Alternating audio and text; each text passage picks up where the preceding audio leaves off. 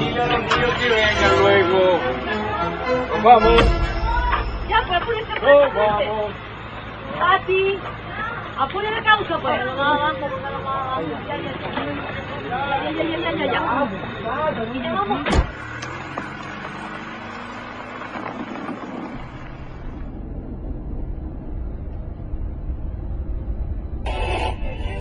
El crecimiento económico de Chile para este año supera todo lo esperado, convirtiendo a Chile en una de las economías más sólidas. Seguimos siendo modelo de progreso para el mundo. ¿Cómo es que llegamos a ser un país tan bacán, Tata, si antes era un país tan pobre? Esto comenzó hace muchos años, cuando ustedes no habían nacido. ¿Con la guerra del Pacífico? No, no tan atrás. Comenzó en el año 1973. Ese es un periodo de nuestra historia que hasta ahora ha sido muy, pero muy mal contado. ¿Y tú te la sabes o no, Tata? Claro que sí, pues yo me la viví en cuerpo y alma, mijo. Entonces cuéntala, pues, Tata. Cuéntala, Sí, Tata, Ya. Que la Mira, cuente. todo empezó en esos tiempos, en que el mundo estaba, fíjate, dividido entre capitalismo y comunismo. ¿Y qué es el capitalismo, Tata? Capitalismo, mira, es un basurero lleno de autos, casas, artículos eléctricos y comida. ¿Y el comunismo? Bueno, es lo mismo, el mismo basurero, pero sin nada. Causas. En 1970, el mundo se encontraba dividido entre dos ideologías políticas antagónicas e irreconciliables: la democracia y el comunismo marxista. Las dictaduras marxistas ya habían subyugado a la ex Unión Soviética, Alemania Oriental, China y Cuba, e intentaban extender sus dominios hasta América Latina. Ese año, el comunismo marxista vio la oportunidad de tomarse Chile fácilmente, accediendo al poder por la vía democrática del voto ciudadano, de la mano del líder de la Unidad Popular, el socialista Salvador Allende Gossen. Pero esta historia comenzó un poco antes, cuando en 1964 fue elegido presidente de Chile el demócrata cristiano Eduardo Frei Montalva, cuyo gobierno pavimentó el camino para la entronización del marxismo en el país. Al siguiente año, en la Universidad de Concepción, nacía el movimiento terrorista MIR. Las huestes comunistas, después que fueran proscritas y desarticuladas por el presidente Gabriel González Videla, habían logrado nuevamente reorganizarse. Mi teoría era muy clara y muy sencilla, y creo que es la única manera de defender la democracia en el mundo. Y es que la libertad que da la democracia no puede servir para ser destruida. Y usted, al darle cabida a un comunista y otorgarle los derechos y las libertades que tiene un demócrata, sencillamente usted lo que está es sentenciando a muerte a la democracia, como lo ha demostrado el Partido Comunista en todo el mundo. Como en 1970, el candidato de la Unidad Popular, Salvador Allende Gossen, en su cuarta postulación a la presidencia de la República, no alcanzó la mayoría absoluta de votos que necesitaba para ser elegido. Y por el sistema político de la época, o la institucional de la época, fue ratificado por el Congreso, quien le puso una serie de condiciones para el famoso Estatuto de Garantías, que por supuesto el presidente Allende después pasó por encima. Entonces se lo dijo a Regis Debray, recordemos. Que no hemos olvidado jamás un principio fundamental del marxismo, la lucha de clases. Nosotros dijimos en la campaña electoral que nuestra lucha era para cambiar el régimen y el sistema, y que íbamos nosotros a conquistar el gobierno, para conquistar el poder, a hacer las transformaciones revolucionarias que Chile necesita. El mismo día que Allende fue ratificado como el nuevo presidente de Chile, cientos de personas abandonaron el país. En su primer mensaje del año 71 al Congreso Nacional, él fue muy explícito porque dijo: si el Congreso no acoge las reformas que nosotros estamos realizando, las reformas revolucionarias, puede desatarse en el país un clima de gran violencia. Estamos vigilantes. Sabemos perfectamente bien lo que la historia señala y no nos van a pillar de sorpresa. Además, ese enfrentamiento, ¿no?, antagonismo, tendrá ¿Cómo no va a haber si nosotros partimos del hecho esencial marxista de irse clase?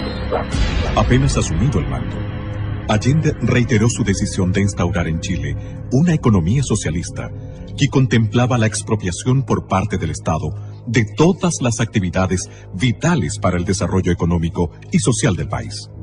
Ya en el mes de noviembre de 1970, miles de casas habían sido ocupadas por la fuerza y más de 1000 predios agrícolas corrieron la misma suerte en los meses siguientes. Al cuerpo de carabineros no se le permitía actuar contra los usurpadores. Los propietarios quedaron solos y desamparados frente al abuso y al desalojo del que eran víctimas. En las primeras semanas de su mandato, Allende indultó a un grupo de extremistas, condenados por los tribunales de justicia por asalto, robo y asesinatos a policías durante el gobierno de Eduardo Frei Montalva. Allende los calificó como jóvenes idealistas. Uno de los indultados, más tarde, en junio de 1971, asesinaría en plena vía pública al ex vicepresidente de la República, el demócrata cristiano Edmundo Pérez Sujovic. El tipo se bajó con una ametralladora ya a punto de disparar, se puso al lado de papá y le disparó a escasos centímetros. A lo anterior, se agregó una errónea decisión económica. Allende incrementó bruscamente el gasto público, financiándolo por medio de una descontrolada sobreemisión monetaria del Banco Central, que en ese entonces se produjo una de las peores crisis económicas que tenga recuerdo Chile. Fue una época bastante difícil, porque junto con el directorio de la CIMET muchas veces fuimos al Ministerio del Interior a reclamar, ¿no es cierto?, para que nos dieran fuerza pública. Las tomas no eran solamente la gente del interior de la fábrica, normalmente eran tomas hechas por gente del exterior de las empresas. Y ahí se crearon los cordones industriales de Vicuña Maquena, de Cerrillo, con criterios políticos. Pero eso no implica que esas empresas vayan a ser autónomas y vayan a tener independencia para producir. No. Nosotros somos y seremos partidarios de una economía centralizada. Las empresas tendrán que desarrollar los planes de producción que fije el gobierno. Allende promovió la creación de fuerzas paramilitares clandestinas, alentando la vía armada, los saqueos, las tomas de terrenos y predios para llevar a cabo la reforma agraria. Hubo asesinatos en todo el país, estados de emergencia, cadenas obligatorias de información, culminando con la internación de armas clandestinas que provocó una total inseguridad ciudadana. Muchas veces él en distintos discursos, porque era un hombre que tenía mucha facilidad de palabra, hablaba en distintas ocasiones, iba a poblaciones, ahí manifestaba en largas peroratas manifestaba sus puntos de vista con mucha elocuencia. Dijo frases tales como si hay una revolución reaccionaria, armas tendrá el pueblo. Corrían tiempos complejos, difíciles de imaginar para las nuevas generaciones de chilenos. La ciudadanía debió soportar innumerables atropellos, privaciones y temores. Ningún propietario de tierras, empresa o comercio podía trabajar con la seguridad de que su propiedad no fuera expropiada por cualquier razón. Fui con mis 4 hijos, con mi guagua en los brazos y mis hijos al lado mío y les dije, así que ustedes me tienen amenazada de muerte, aquí están mis hijos y aquí estoy yo. Mátenme cuando ustedes quieran. Yo sufrí mucho ahí. El clima de enfrentamientos que vivía Chile llegó a su punto de ebullición el miércoles 1 de diciembre de 1971, coincidiendo con la visita de Fidel Castro. Chile se da a conocer en el mundo por la acción de sus mujeres.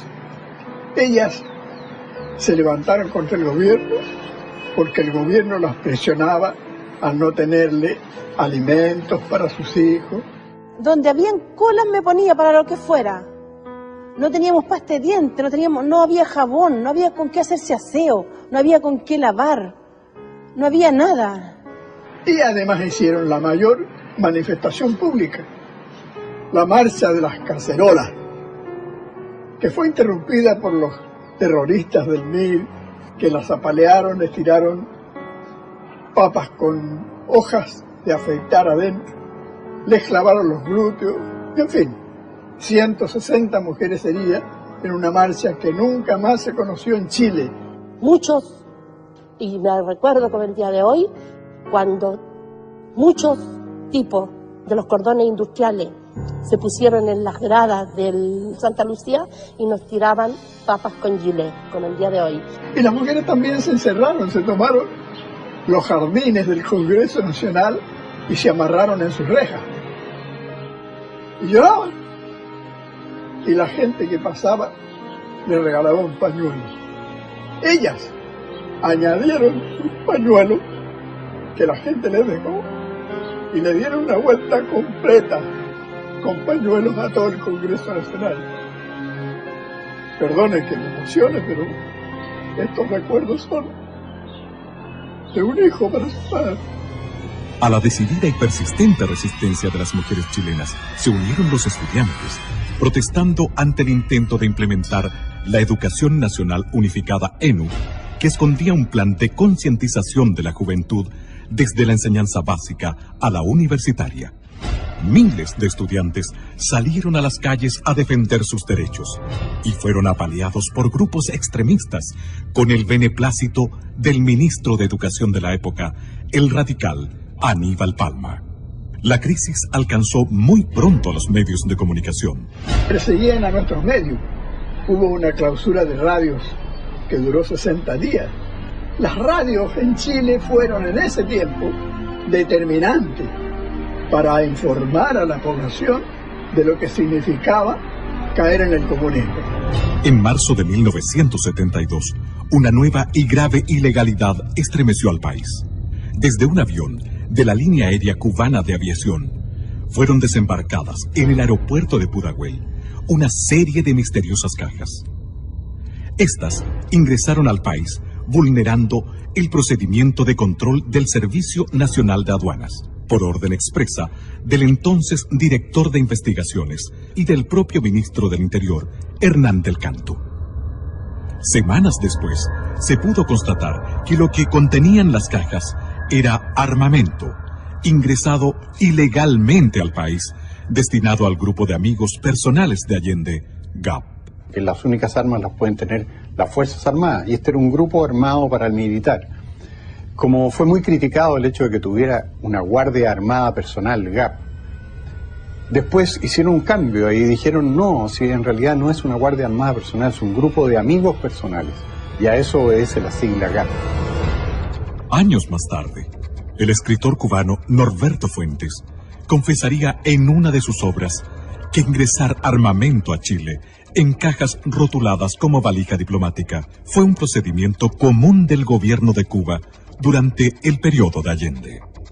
En junio de 1972, otra situación tensional sacudió al país al negarse el presidente Allende a promulgar completa la reforma constitucional aprobada por el Congreso, que volvía inexpropiables los predios inferiores a 40 hectáreas. Hay una ley. Esa ley indiscutiblemente nos va a llevar a nosotros a expropiar todas las haciendas, todos los fondos que supere el mínimo establecido por la ley. Y esto produjo un verdadero caos y desastre en la producción agrícola. Tanto es así de que las autoridades reconocieron en su tiempo de que la producción agrícola era equivalente al año 1935. Si no hubieran quitado el fondo era como quitarme la vida. Y nos querían quitar el fondo porque estos desgraciados aprobaron una ley, ¿no es cierto?, de quitarle todos los fondos a los agricultores sin pagar ninguna indemnización. Al presidente de la República por enésima vez la actitud ilegal de la autoridad administrativa. La oposición consideró este acto inconstitucional. Las cosas no pueden seguir como están. La Contraloría General de la República le dio la razón. En medio de esta polémica, el Partido Nacional declaró que el presidente de la República, al no promulgar la reforma constitucional, estaba violando en forma deliberada y sistemática su promesa solemne de respetar y hacer cumplir la Constitución y las leyes. ¿Se imaginan ustedes cómo fue esto? En esos momentos en que había una efervescencia nacional, estuvimos a punto de una revolución. En el mes de octubre de 1972, en medio de una inflación galopante que superaba el 260% anual y ante la posibilidad de ser estatizados o ir a la quiebra, la agrupación de dueños de camiones inició un paro nacional. Querían seguir trabajando, había una persecución tremenda, si tú no eres comunista o socialista, preso, ¿ya? Y vino una sensación de inseguridad familiar primero, y después de todos los camioneros que son bravos para sus cosas. Comenzó a fallar la benzina. No le entregaban combustible a los camioneros, que éramos de una línea, ¿ya? Entonces, él formó el Mopare,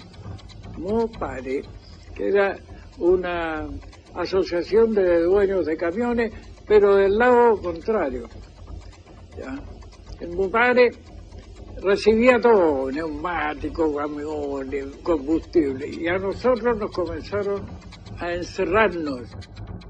Preocupado por la magnitud y los efectos de la protesta liderada por los camioneros, llamó a miembros de las Fuerzas Armadas a integrarse al gabinete, como una forma engañosa de establecer una solución y restaurar el orden.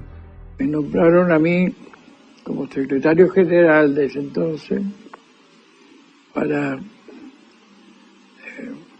tomar contacto con los interventores que eran de las Fuerzas Armadas, y en ese momento sonó el teléfono del Ministerio de Obras Públicas, donde estábamos, que queda frente a la Bolera.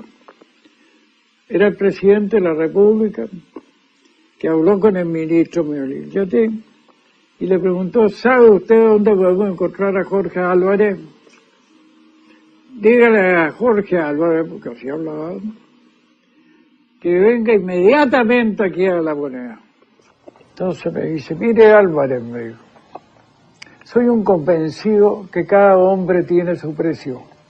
Decirme a mí esa weá. Y por lo tanto yo le voy a hacer un ofrecimiento a usted, con tal que me pare el paro. Que los camiones salgan mañana a trabajar. Y yo le hago depositar a usted en Nueva York, en una cuenta ultra secreta, $1 millón. Yo lo llevo mirando un rato. Si no está de acuerdo, 2 millones me dice.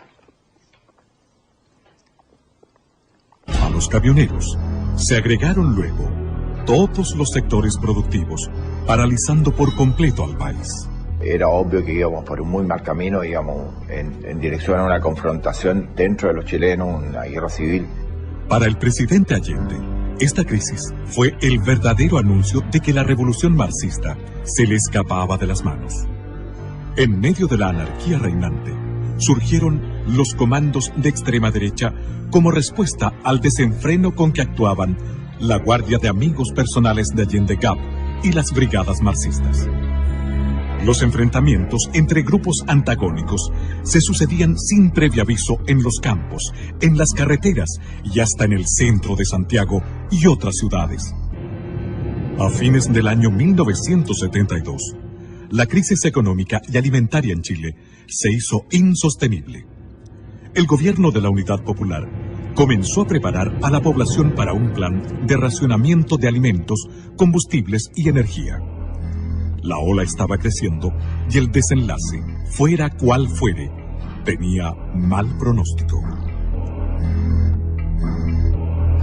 Las Fuerzas Armadas estaban inquietas ante el caos absolutamente visible y palpable, pero se mantenían observantes, fieles a la Constitución, sin intervenir pese al clamor popular que les imponía abruptamente hacer algo.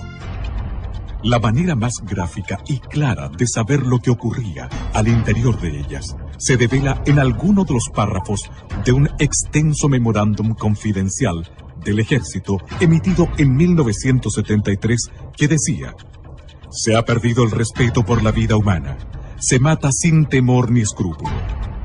La propiedad privada tampoco es respetada. El gobierno no da sintonías de desear poner un fin drástico al extremismo en todas sus organizaciones.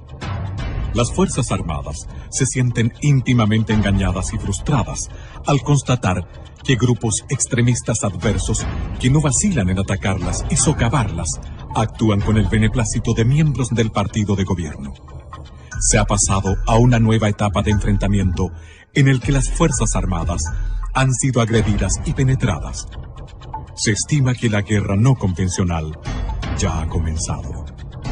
El 21 de mayo de 1973, al hablar en el Estadio Nacional ante sus enfervorizados seguidores, Allende afirmaba que, utilizando primero la ley, haré uso luego de la violencia revolucionaria si fuera necesario. Carlos Altamirano, que era probablemente el más exaltado de los elementos del gobierno de la Unidad Popular, le confesó a la periodista Patricia Pollicer en un libro que se llama Altamirano, cómo era la distribución de los elementos armados que tenía cada partido de la Unidad Popular. Y de esa cuenta uno saca la conclusión de que ellos tenían unos 10.000 hombres en armas. Yo me acuerdo que me regalaron, como recuerdo, una boina de un capitán de ejército cubano que había estado combatiendo contra nuestras fuerzas y había obviamente perdido la vida. Este ejército ilegal que se estaba preparando para un golpe que iba a permitir que la Unidad Popular se hiciera de la totalidad del poder. ¿Dónde estaban esos políticos cuya responsabilidad primordial, si no única, es la de velar por la paz, por la seguridad y por el progreso de la comunidad que los eligió? Cuando el Partido Socialista dice en su Congreso Anual de Chillán en 1961 que no descarta la toma del poder por las armas y lo vuelve a repetir en los congresos de los años siguientes. Repentinamente, el 29 de junio de 1973, un regimiento blindado de Santiago se rebeló en el llamado Tanquetazo e invadió el perímetro de seguridad del Palacio de la Moneda. El levantamiento fue dominado en pocas horas por el mismo ejército, pero tuvo la virtud de revelar la verdadera actitud e intenciones del presidente Allende. Yo estoy aquí, en Tomás Moro, dijo por radio, con los elementos suficientes para defendernos. Llamo al pueblo a que se tome las industrias, todas las empresas, que estén alerta, que se vuelquen al centro, pero no para ser victimado. Que el pueblo salga a las calles, pero no para ser ametrallado. Que lo haga con prudencia, con cuanto elemento tenga en sus manos. Si llegó la hora, armas tendrá el pueblo. Pero nosotros estamos alerta y tenemos que decirle al pueblo que esté en una actitud vigilante.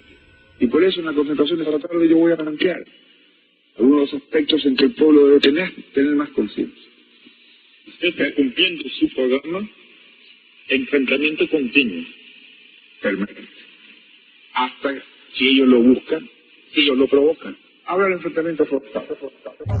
El viernes 6 de julio de 1973, el expresidente de Chile, Eduardo Frei Montalva, que fuera señalado por Pablo Neruda como el general civil del 11 de septiembre, reunido con los representantes de la Sociedad de Fomento Fabril, puso el dedo en la llaga al manifestar: el país está desintegrándose y si no se adoptan urgentes medidas rectificatorias, fatalmente se caerá en una cruenta dictadura marxista a la cubana.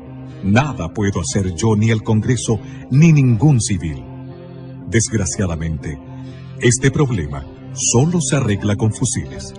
Y a continuación dijo: les aconsejo plantear sus aprehensiones directamente a los comandantes en jefe de las Fuerzas Armadas. Ojalá hoy mismo. El 22 de agosto de 1973, la Cámara de Diputados del Congreso Nacional aprobó e hizo público el acuerdo que expresaba la desaprobación del ente legislativo ante las circunstancias y evidencias de lo que estaba ocurriendo en Chile, afirmando en alguno de sus párrafos que el gobierno no ha incurrido en violaciones aisladas de la Constitución y de la ley, sino que ha hecho de ello un sistema permanente de conducta, atropellando sistemáticamente las atribuciones de los demás poderes del Estado, violando reiteradamente las garantías que la Constitución asegura a todos los habitantes de la República y permitido y amparado la creación de poderes paralelos ilegítimos que constituyen gravísimo peligro para la nación. Un día después de la declaración de la Cámara de Diputados, el 23 de agosto de 1973, tras un confuso incidente que evidenció la pérdida del liderazgo del general Carlos Prats al interior del ejército, el gobierno de Allende procedió a entregar el mando total del ejército al general de división Augusto Pinochet Ugarte, previa dimisión voluntaria de su antecesor, el general Prats.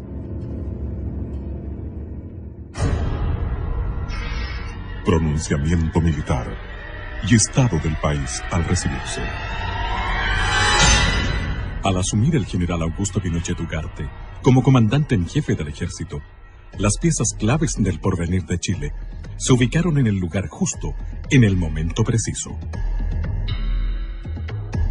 Por esos días, la muerte del joven subteniente del ejército Héctor Lacrampet, asesinado a balazos por un comando extremista, dirigido por el mexicano Jorge Albino Sosa Gil, junto a los furibundos llamados del socialista Carlos Altamirano a defender la revolución en las calles y al inminente riesgo de un autogolpe por parte del gobierno de Allende, determinaron la trascendental decisión al interior de las Fuerzas Armadas.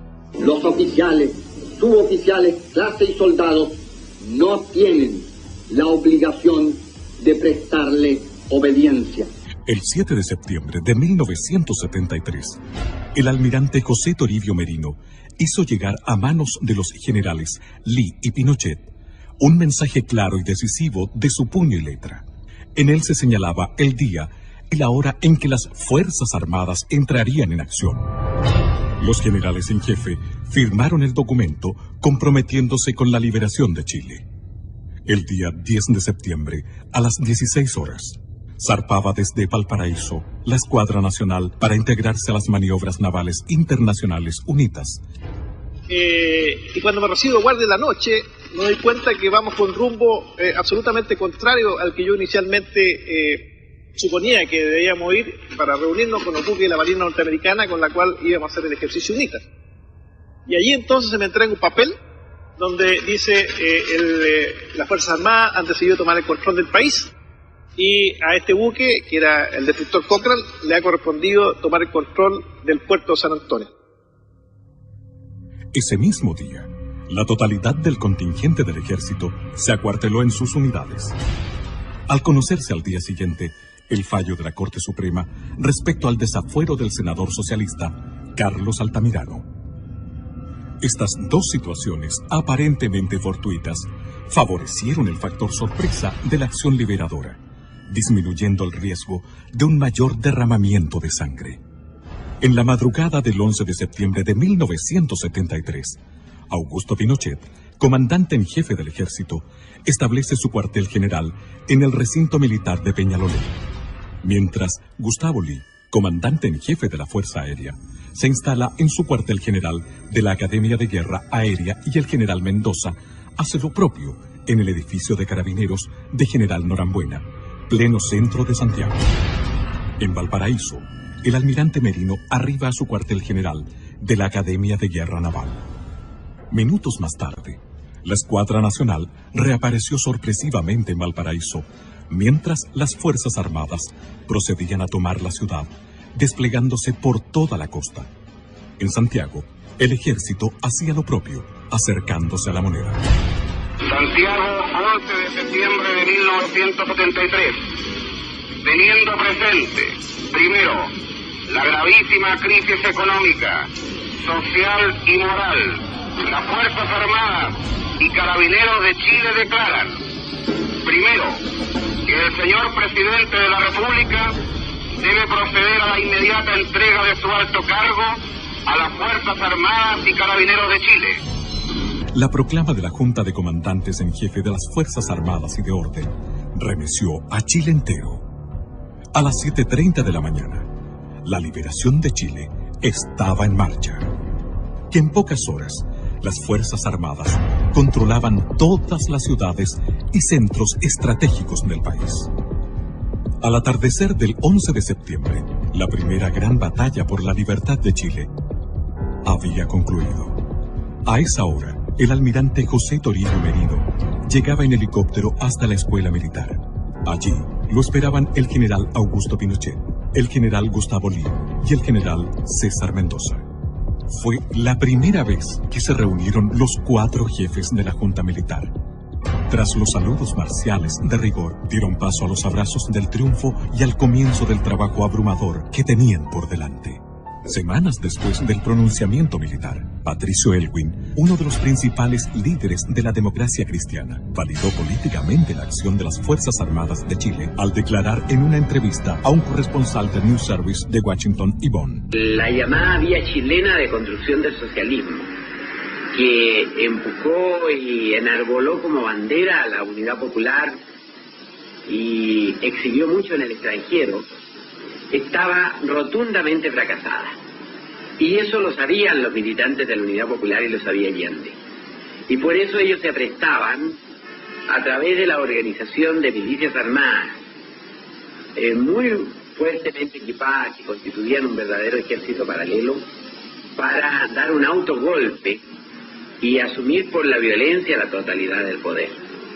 En estas circunstancias, pensamos que la acción de las Fuerzas Armadas simplemente se anticipó a ese riesgo para salvar al país de caer en una guerra civil o en una tiranía completa. ¿Para qué queremos un nuevo gobierno? Queremos un nuevo gobierno para que venga a haber seguridad en la familia chilena, para que las mujeres puedan dedicarse a tu casa y a tus hijos y no tengan que estar perdiendo horas y horas, días enteros en hacer la cola del aceite, la cola de la harina, la cola del azúcar, la cola del pan. La primera batalla había sido ganada, pero ahora venía otra, más larga y compleja que la anterior. Y bajó mi general en manga de camisa, con manga corta, en manga de camisa, y se sentó ahí y dijo, bueno, pues amigos, ustedes saben por qué están aquí. No, nosotros no teníamos muy clara la situación. Dijo, porque vamos a formar un comité asesor, porque me tienen que ayudar, pues amigos. Recibían un país absolutamente quebrado, desde el punto de vista económico, social, de todo punto de vista, y especialmente esa confrontación que había entre los chilenos era muy profunda. Así lo estimaba también el expresidente demócrata cristiano don Eduardo Frei Montalva. Vengo a este sitio para, junto con todas las iglesias de Chile, orar por la paz y la reconstrucción de nuestra patria. Señor general, juráis por Dios, por la patria y la justicia, cumplir y hacer cumplir los postulados del acta de constitución de la Junta, con toda la energía que vuestro amor por Chile y con todos los medios a vuestro alcance, cualquiera que sea el sacrificio que ellos os demanden? Sí lo juro. Sí lo juro. Sí juro. Sí juro. Ese mismo día se comunicó a las representaciones diplomáticas acreditadas en el país que la Junta Militar había asumido el mando supremo de la nación y que se rompía relaciones con Cuba y con Rusia. El expresidente Eduardo Frei Montalva declaraba al diario madrileño ABC: el marxismo, con conocimiento y aprobación de Salvador Allende, y acaso por instigación de Allende, había introducido en Chile innumerables arsenales que se guardaban en viviendas, oficinas, fábricas, almacenes. Los militares han salvado a Chile y a todos nosotros. Ese mismo día, 11 de octubre de 1973, al término del primer mes del pronunciamiento militar, el general Pinochet dio lectura a un informe sobre la situación sociopolítica del país, en el que advirtió que la tarea que estaban comenzando exigiría de grandes esfuerzos y largo tiempo. El país vive en estos momentos una de las etapas más difíciles de su historia. Ella es el fruto de una pesada herencia que recibimos. Las palabras del general Pinochet, refiriéndose a que no había plazos ni fechas claras acerca del término de su misión al mando de Chile, no fueron bien recibidas por la clase política chilena, en especial por los partidos de centro que esperaban ser beneficiados con una entrega inmediata del poder por parte de las Fuerzas Armadas. Hasta el mes de julio de 1974, Chile fue conducido por un poder ejecutivo colegiado, en el cual compartían responsabilidades los 4 miembros de la Junta. En esta fecha, mediante el Decreto Ley 806, el general Pinochet recibió el título de Presidente de la República. En tanto, la Junta quedó investida de poderes constituyentes y legislativos. Leyes. El poder legislativo, encabezado por el almirante José Toribio Merino, en 17 años de las Fuerzas Armadas y Carabineros de Chile, tuvo el promedio de aprobar una ley cada 3 días. En 17 años de gobierno de las Fuerzas Armadas y Carabineros, se promulgaron 4.652 leyes. En 21 años de gobiernos políticos, se han promulgado 1.556 leyes.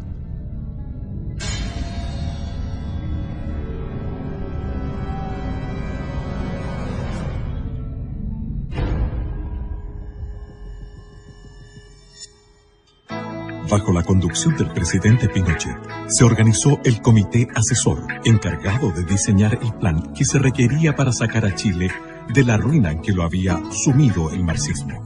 Nos pusimos en la tarea con varios personajes como Gastón Acuña, Jaime Guzmán, Rubén Díaz, Neira y otros, a la creación de cosas que el gobierno debía hacer, darle ideas a los militares. Si bien los militares no tenían una concepción de detalles sobre el manejo económico del país, contaban con la suficiente inspiración para delinear y aplicar un modelo innovador de desarrollo y con los conocimientos de una serie de destacados oficiales jóvenes que habían hecho estudios y obtenido títulos universitarios en economía en paralelo a su carrera militar. Estudiaba yo en la universidad, en la Escuela de Economía, cuando un día, estando en la Academia de Guerra, el subdirector de la Academia de Guerra era precisamente el comandante don Augusto Pinochet Ugarte. Llegué a Santiago y nos constituyó a cargo del general Canesa a 10 oficiales del ejército que habíamos tenido de alguna u otra forma de preparación extrainstitucional para que le ayudáramos en esta asesoría, lo que se llamó el Estado Mayor Presidencial primero, pero que después pasó a llamarse el Comité Asesor. Que después de algunos pocos 2 o 3 años se transformó en el Ministerio Secretaría General de la Presidencia. No teníamos ni dónde almorzar, ¿se acuerdan? Y nos daban un rancho como Carabino. ¿Qué íbamos a alegar? Así nació esta cuestión, de a poquito, de a poquito, de a poquito.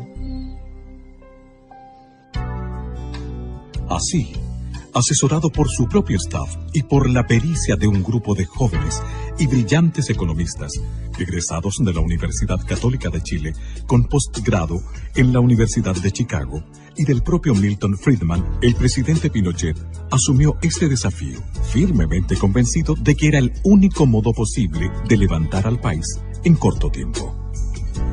El 14 de septiembre de 1973 se integró a este equipo el economista Sergio de Castro, asesor del ministro de Economía Fernando Lenis y uno de los redactores del célebre documento denominado El Ladrillo, que más adelante se convertiría en el líder de los economistas liberales que diseñaron y dieron vida al milagro chileno. Los militares ordenaron todo este asunto del país. Estoy escuchando su conversación y sabe que lo más importante es que una vez que los militares ingresaron al gobierno, automáticamente el marxismo se terminó. Y la guerra también. Ojalá hubiese sido así, porque a partir del 11 de septiembre del 73 se renovó con mayor fuerza la guerra irregular. Tata, ¿qué es la guerra irregular? ¿No son tan guerras? Mira, son guerras no como las tradicionales, es cuando no se ve el enemigo de cara. Eso es terrorismo, es lo que pasa con las FARC, con los talibanes. Chuta, ¿y eso pasó aquí en Chile, Tata? Sí, y muchas cosas más, porque a partir del 11 de septiembre del 73 vinieron muchos problemas, pero hay muchos que lo niegan. ¿Sabes, Tata? No entiendo nada. No te preocupes, yo te voy a explicar. La guerra irregular, atentado al presidente y Carrizal Bajo. Durante el gobierno de Allende, el senador comunista Volodya Teitelboy comentó públicamente que morirían entre 500.000 a 1 millón de chilenos al estallar la guerra civil. Yo recuerdo el mismo 11 de septiembre, por el puesto en que a mí me tocó ir a servir, cuando trajeron el armamento recuperado de la casa del presidente de la República, de Tomás Moro, y aparecieron los fusiles AK-47, los famosos Kalashnikov, este fusil tan en esos años propio del Pacto de Varsovia, o sea, toda la gente de la órbita soviética. Si esta guerra civil nunca llegó a cumplir su sangriento objetivo, fue gracias al trabajo de los servicios de seguridad e inteligencia de las Fuerzas Armadas y de Orden, las que debieron enfrentar un largo estado de guerra irregular que costó la vida a varios de sus miembros. Evidentemente que existía una guerra no regular, una guerra no declarada, pero existía. Nosotros los carabineros sufrimos muchas bajas, nos mataron mucha gente. Todo ese impacto nos llevó a concluir de que habían estas bandas organizadas con mucho poder y hubo que organizar servicios de seguridad que lucharon intensamente contra esa gente y no como se dice actualmente se luchó contra los opositores del gobierno militar, ¿no? Por consecuencia, esto los obligaría a aceptar que el calificativo recurrente de asesinos en realidad se lo merecen quienes armaron a jóvenes inexpertos para enfrentarse al ejército institucional y no los miembros de este, que por obligación profesional debieron reprimir a un ejército irregular.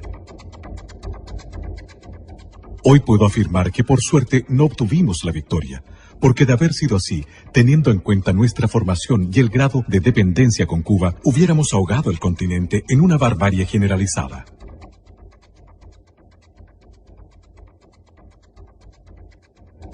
Una de nuestras consignas era hacer de la cordillera de los Andes la sierra maestra de América Latina, donde primero hubiéramos fusilado a los militares, después a los opositores y luego a los compañeros que se opusieran a nuestro autoritarismo.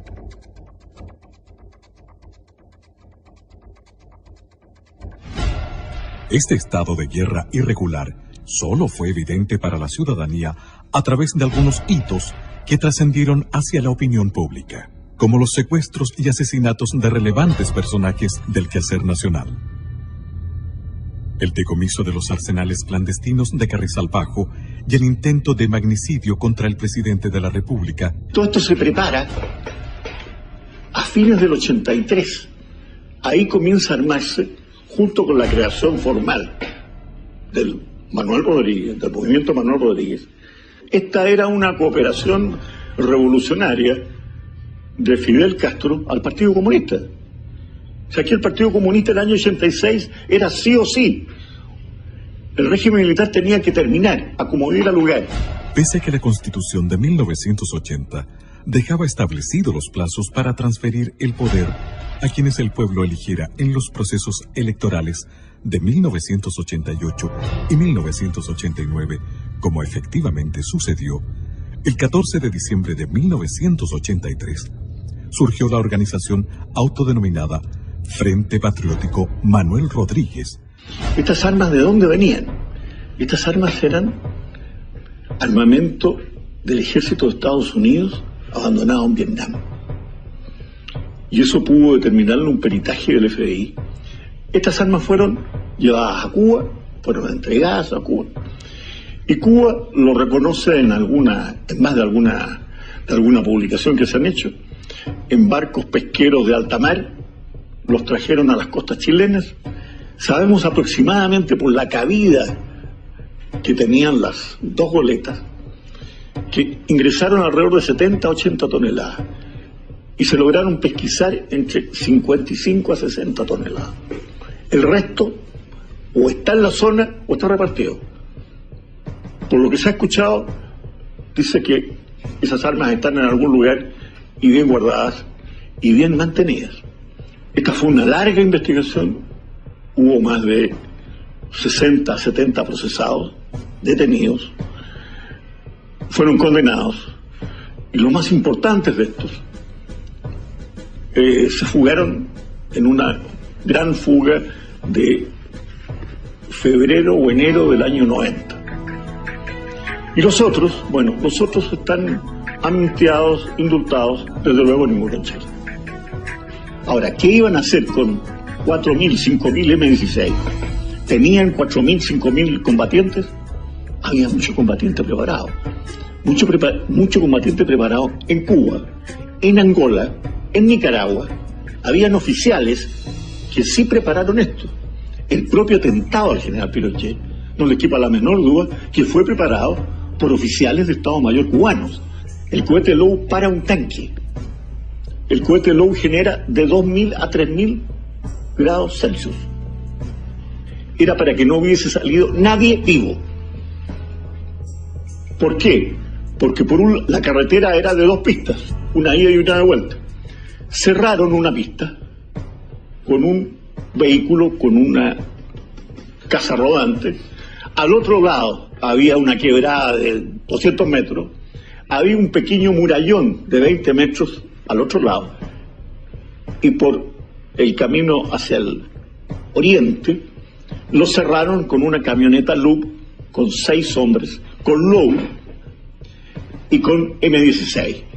Eran alrededor de 21 o 22 hombres. A uno de los vehículos adelantados los carbonizan con un Low. Los matan a los 4 que han convertido en carbón.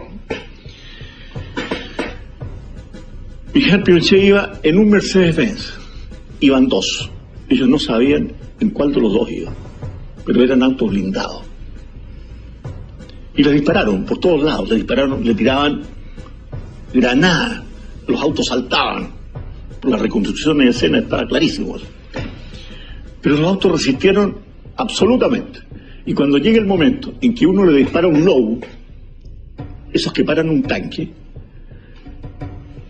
ahí yo creo absolutamente en los milagros, pero en este caso es un milagro científico, que el Low, para prepararse, entonces para explosar, requiere de un mínimo de distancia, requiere a lo menos 25 a 30 metros para prepararse, porque si no, muere el tirador. Bueno, aquí este hombre se acercó para asegurar el blanco y disparó a 10 metros. Y el Low no estalló. Este vil atentado costó la vida a 5 integrantes de la escolta presidencial y dejó inválidos a otros 12. Sin embargo, una vez más, la divina providencia, junto al coraje y la rápida reacción de los escoltas, no permitieron que se concretara el magnicidio, y el presidente Augusto Pinochet y su nieto de 11 años, Rodrigo García, que le acompañaba en esa oportunidad, resultaron ilesos. Y al último momento, yo no sé por qué le grité todavía por un vidrio, por una ventana: sube al niño en el auto tuyo. No iba a ir, el niño iba a ir con el médico. Y yo no sé, porque si no, Augusto se habría bajado. Si no va con el niño, se baja y lo matan, por supuesto. Pero Rodrigo tenía mucha pena porque había visto morir a los escoltas. Él al principio lo veía como que fuera una cosa irreal, como de televisión. Así lo veía él al principio. Después se dio cuenta que era real. Y le dije: mira, hijo, tienes 2 opciones. O esto te amarga la vida, o simplemente lo tomas como una prueba que Dios te da y maduras y lo tomas positivamente o negativo. Es tu elección. Al hacerse público este cruel atentado en contra del primer mandatario de la República, la ciudad de Santiago se volcó a las calles en una marcha que congregó sobre 700.000 personas que desfilaron durante 8 horas frente a su presidente. Destacando las escarapelas del partido Avanzada Nacional, bastión nacionalista que llegó a tener 122.000 militantes.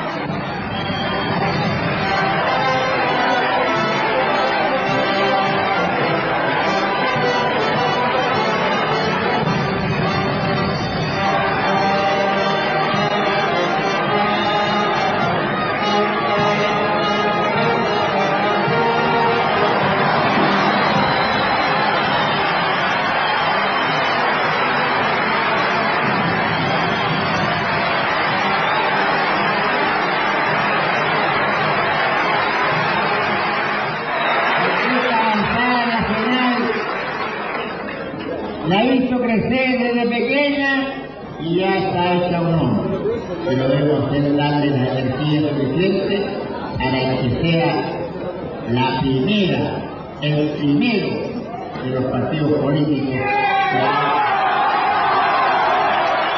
Surgió precisamente Avanzada Nacional, como he dicho, el 21 de mayo de 1987, con el propósito de contribuir a la tarea histórica de la reconstrucción nacional. Reconstrucción nacional que se inició con el pronunciamiento militar del 11 de septiembre de 1973. Después de sufrir el más vil atentado que me ha permitido seguir viviendo para luchar por la libertad de nuestra patria, reitero que, mientras él me lo permita, emplearé todas mis energías al servicio de esta tierra que tanto.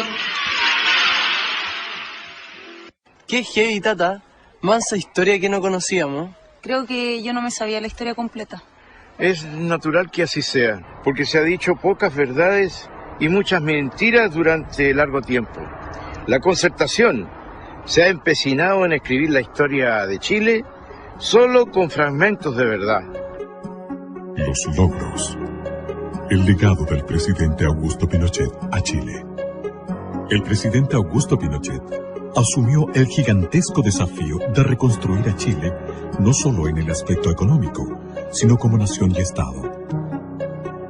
Este ideario quedó plenamente expresado en los documentos Declaración de Principios del 11 de marzo de 1974 y en el Objetivo Nacional del 23 de diciembre de 1975, que sirvieron luego de base para reformular la Carta Fundamental y Constitución de la República, sometida a plebiscito el año 1980. Por razones obvias, el mayor esfuerzo inicial fue puesto en la recuperación económica. Y si hay un logro indesmentible, aceptado tanto por adherentes y adversarios del gobierno de las Fuerzas Armadas y de Orden, es que este recibió un Chile en ruinas y entregó un país en orden y progreso. Cuando en el resto del mundo, en prácticamente todo el mundo, existía una política muy estatista, muy socialista, en que era absolutamente distinta de esta economía. En el mismo Chile, la economía estaba absolutamente fijada y manejada, estaban fijadas las tasas de interés, estaban fijados 3.500 precios, sencillamente estaba desconocida prácticamente la propiedad privada. En 1975, para sacar al país de la ruina financiera en que lo había sumido Allende, el gobierno se vio en la necesidad de implementar un tratamiento económico de choque. Tras unos primeros años de dificultades, el método aplicado comenzó a afianzarse y el país inició una rápida recuperación económica. El sorprendente progreso y prosperidad de Chile motivó a que el mundo comenzara a hablar muy pronto del milagro chileno. Años más tarde, en 1985, en medio de la primera gran crisis que estremeció conjuntamente a todas las economías del planeta, el gobierno llamó a integrar el gabinete a Hernán Vigi. Tras conocer su propuesta para superar el aciago momento, el presidente Pinochet lo nombró ministro de Hacienda. Bajo su gestión, se retornó a los principios liberales implementados con éxito por los Chicago Boys. Se controló la crisis y se inició el notable crecimiento económico que llevó a Chile a duplicar su PGB en los siguientes 10 años. En Chile y en el mundo se habló entonces del segundo milagro chileno. Posteriormente, entre los años 1985 y 1990, y dado su exitoso resultado, el sistema financiero aplicado en Chile fue adoptado por los gobiernos de Estados Unidos e Inglaterra y, paradójicamente, tras la caída del comunismo, por la mayoría de los gobiernos socialdemócratas. Que los logros del gobierno militar son muy grandes, que se han tratado de minimizar por el mundo político hoy día, pero hay que visualizarlo en todo su contexto. Fíjese que él nunca hacía mención de las cosas que había hecho. No se vanagloriaba de nada. Siempre pensaba que tenía que completar otras metas, que no todo estaba terminado. Yo creo que el tema de las obras de mi papá, no creo que nadie debe mencionar nada, es simplemente la historia. Hoy Chile es lo que es gracias a él. Justamente en la parte educacional, que hoy está tan de moda, era uno de los puntos que él siempre quiso completar. Consciente de la urgente necesidad de dotar a Chile de un sistema descentralizador que potenciara los recursos humanos, materiales y productivos de cada lugar geográfico del país, el gobierno dictó uno de los decretos más significativos para el desarrollo de Chile, el Decreto Ley número 575, que instauró la visionaria división política y administrativa del país, conocida como la regionalización. Y todos integrados a hacer lo que estamos haciendo. Si todos tenemos un objetivo, que es levantar a la nación. No se trata de levantar una parte, se trata de levantar todo el país. Me dijo, yo quiero, así con la voz que tenía, yo quiero un organismo de colaboración al más alto nivel y en todas las direcciones. ¿Está claro? Sí, mi general. Bien, a trabajar. Esta nueva división política y administrativa de Chile fue un paso gigantesco en pos de la integración del país, que hasta la fecha aparecía extremadamente dependiente del gobierno central. Tras la regionalización, con notable visión geopolítica, el presidente Pinochet hizo realidad la construcción de la Carretera Austral, la ruta más hermosa de nuestro país, integrando a Chile, el extremo sur y a sus habitantes. Era el país a un porcentaje importante, el país que estaba totalmente aislado. Y el regimiento Araucano Osorno inició el camino, la Carretera Austral, desde el lago Yelcho hacia el sur. El presidente de la República dispuso que se iniciara el camino desde Chaitén al sur, y es así como el año 82 se inauguró el tramo de Chaitén a Coyhaique, 420 kilómetros. Y además de esos 420 kilómetros se hicieron 7 caminos transversales. ¿Ante cuánto teníamos que sacrificarlo para salir a hacer nuestro trámite? En barco hasta 20 días o más, y por ahí se echaban a perder los barcos o el temporal, el viento, no podían traficar, ahí tenía que uno estar sin poder avanzar. Es un orgullo el haber tenido cerca nuestro el ejército, porque para nosotros el ejército, y más bien don Augusto Pinochet, nos sacó del aislamiento. Antiguamente Chile llegaba a Puerto Montt y nosotros supimos que en realidad éramos chilenos. Cuando llegamos cuando llegó el ejército, había muerto a desembarcarse en una barcaza y ver uniformados que nos dijeron que nos sacarían del aislamiento. A él le gustaba estar con la gente. Yo le digo una cosa, el general Pinochet recorrió la Carretera Austral todos los años, 1 o 2 veces, ¿no? Entregó escuelas, tomó contacto con la gente, entregó centrales hidroeléctricas, entregó postas. Recorrió toda la carretera, pasó por la carretera.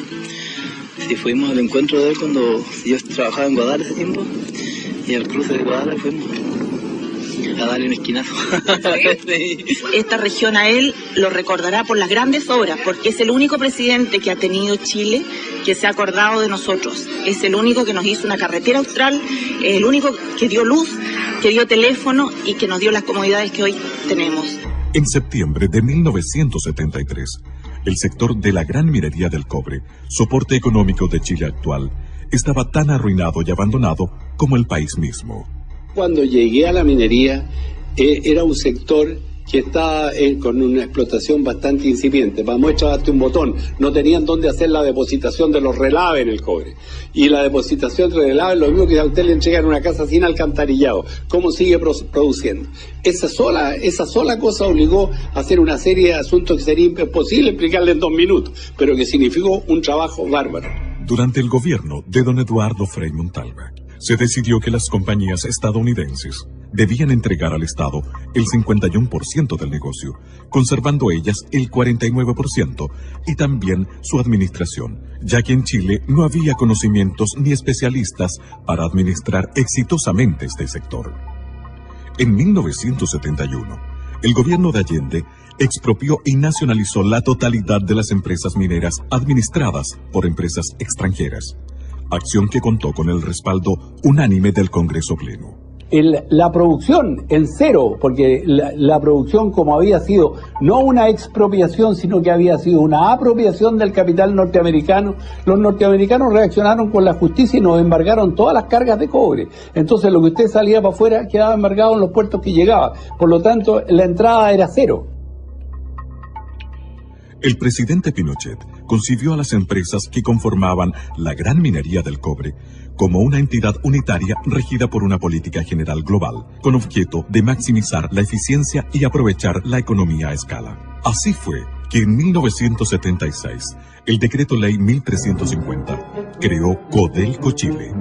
Para hacerse cargo de esta magna tarea, el presidente nominó al general Orlando Urbina Herrera, a quien sucedió más tarde el coronel Daniel Gastón Fres, como presidente ejecutivo. A fines de los años 70, Chile comenzó a despegar.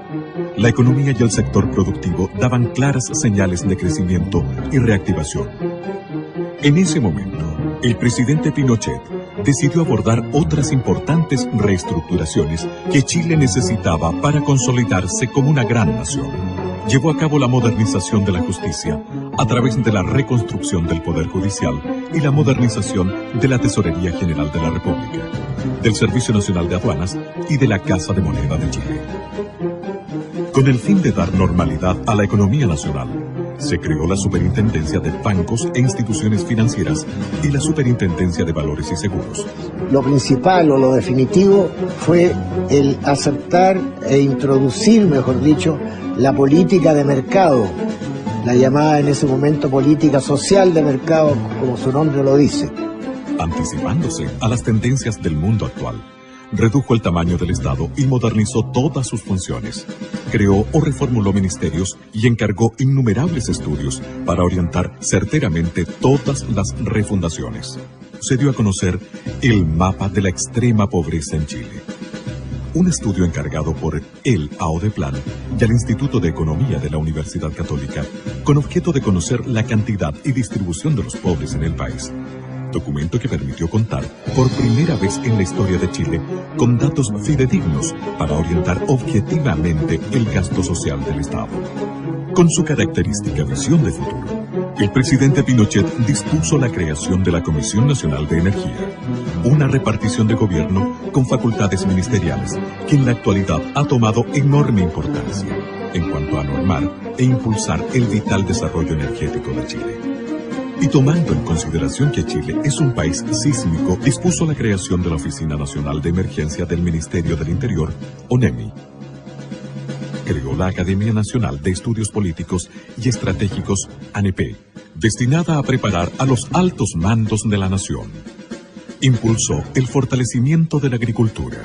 Y eso produjo el auge que hemos tenido en la producción agrícola, que hoy día Chile exporta miles de millones de dólares, y eso ha significado que se cree casi 800.000 personas trabajando en el agro, en una actividad pujante, cada día más renovada, y más activa. Junto a lo anterior, se introdujeron variados avances tecnológicos orientados a aumentar el rendimiento por hectáreas cultivadas y mejorar la calidad de los productos, entre otros, el sistema de regadío gota a gota. Se sacó una ley, que es la ley de fomento a obras de riego, en que se incentivaba al privado a invertir en obras de riego. Preocupado por las necesidades de los trabajadores, se puso en vigencia la aplicación de un plan laboral basado en la promulgación de un nuevo Código del Trabajo. Habían una serie de rigideces en la legislación del trabajo que atentaba precisamente contra la contratación de los trabajadores. Y la prueba más clara es que un estudio hecho, creo que al final del gobierno de don Eduardo Frei Montalva, indicaba que no se habían creado nuevas fuentes de trabajo a ese nivel. Uno de los beneficios más importantes y trascendentales que tuvo en miras el gobierno del general Pinochet fue terminar con la división de las clases sociales entre los trabajadores obreros y empleados. El obrero, que era el hombre que trabajaba con el pico y la pala, y el trabajador, que era el trabajador de cuello y corbata, estaban divididos en un modo casi infranqueable, y siempre había mucha división respecto de las relaciones que tenían que tener entre ambos. En el sector salud, el gobierno reformuló prácticamente todo, con objeto de elevar los estándares de servicio y de acceso a la salud en Chile. No se opta por construir más hospitales, se opta fundamentalmente por atacar los problemas de salud. ¿Por qué surgen los problemas de salud? Vamos a atender a la madre, vamos a evitar la desnutrición, vamos a buscar llegar al máximo de la ciudadanía, postas a lo largo de todo el país, de modo que efectivamente la gente, desde los comienzos del nacimiento del niño, estuviera bien alimentado. Se crean programas de alimentación en los colegios. Para mejorar el servicio a las personas, reemplazó el Servicio Nacional de Salud y el Servicio Médico Nacional de Empleados por el Fondo Nacional de Salud, FONASA. Además, puso en marcha el nuevo sistema de salud, ISAPRE. Los índices de salud durante el gobierno militar, reconocidos no por el mismo gobierno militar ni por el Instituto Nacional de Estadística, sino que por la Organización Mundial de la Salud. Los índices estaban cercanos a los países desarrollados. Las innovaciones alcanzaron también al área previsional, reemplazando un sistema de reparto en manos del Estado por una gran reforma, creando un nuevo sistema de pensiones de vejez, invalidez y sobrevivencia. Usted comprenderá que si las cajas de previsión estaban quebradas todas las cajas de previsión, el sistema previsional chileno no es que lo hayan inventado porque había que reinventar uno nuevo por ponerle nombre, era porque estaba todo en el suelo. El manejo de fondos pasó a manos privadas a través de las administradoras de fondos de pensiones, AFP. Al mismo tiempo que es efectivo y eficiente, y que es copiado por muchos países del mundo, permite generar en Chile una tasa de ahorro excepcional de luego en Latinoamérica.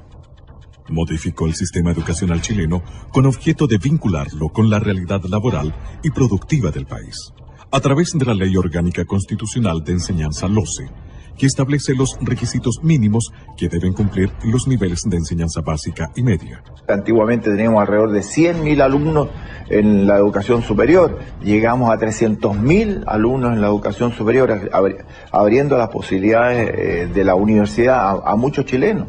Estableció la beca Presidente de la República, que ha sido útil para la formación de excelencia y reforzamiento de las nuevas generaciones en centros de estudios en Chile y en el exterior. En 1980, tras varios años de estudios y redacción que comenzaron en 1974, el gobierno de las Fuerzas Armadas y de Orden sometió a la opinión de la ciudadanía el texto de la nueva Constitución de la República de Chile, a través de un plebiscito que convocó sin distingos políticos partidistas a todos los chilenos residentes en el territorio nacional. Total nacional. Votos sí. 3.943.068. Votos no. 1.100.000 729.018.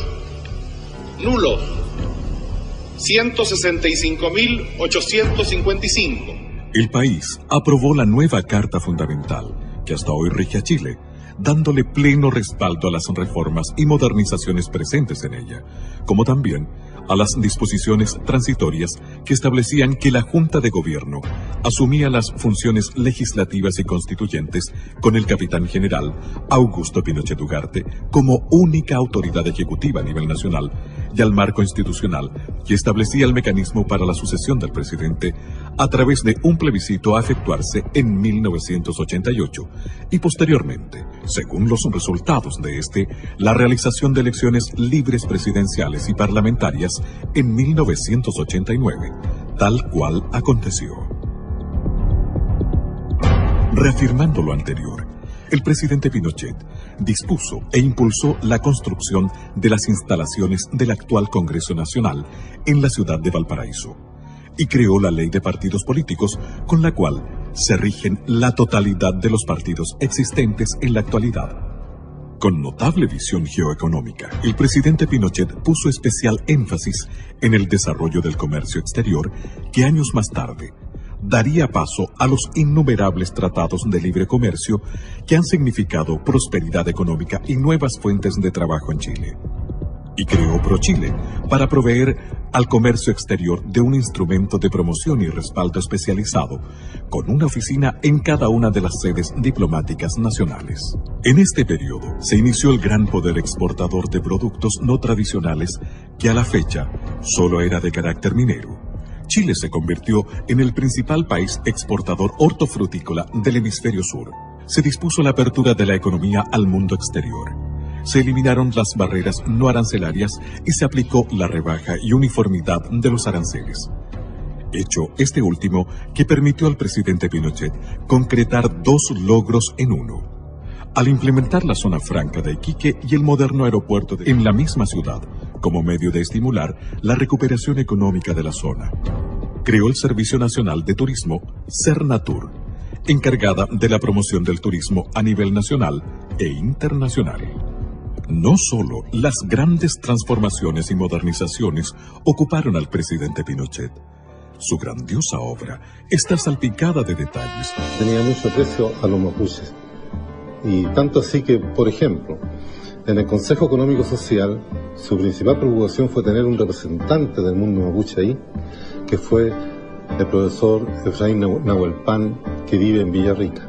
Además, en el sur, él fue nombrado lonco, se le entregó la clava, que es el toque de mando de los mapuches, como símbolo, y de hecho ellos tienen muy buen recuerdo, porque cuando hubo que repartir las tierras después de la reforma agraria, ellos se convirtieron en propietarios, verdaderos propietarios de sus tierras.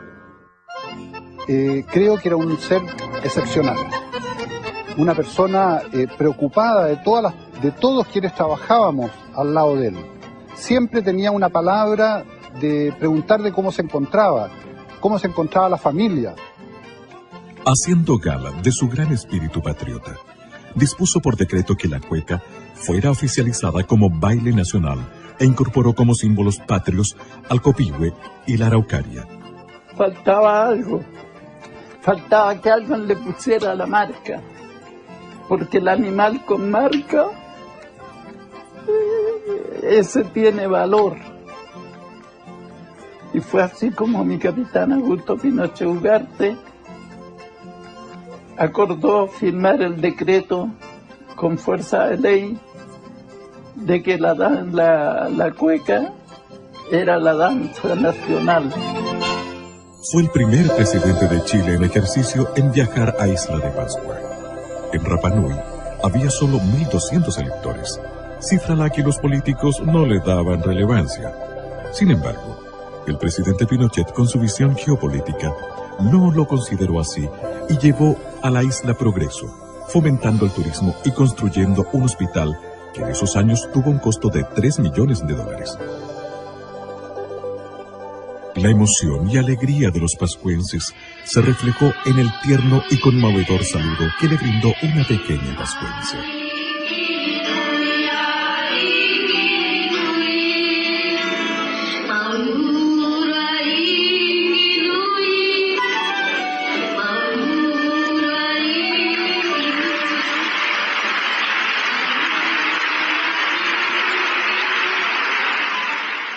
Es dable destacar que durante el gobierno del presidente Pinochet, en Chile se realizó la mayor cantidad de obras públicas y sociales que se haya gestado antes en el país.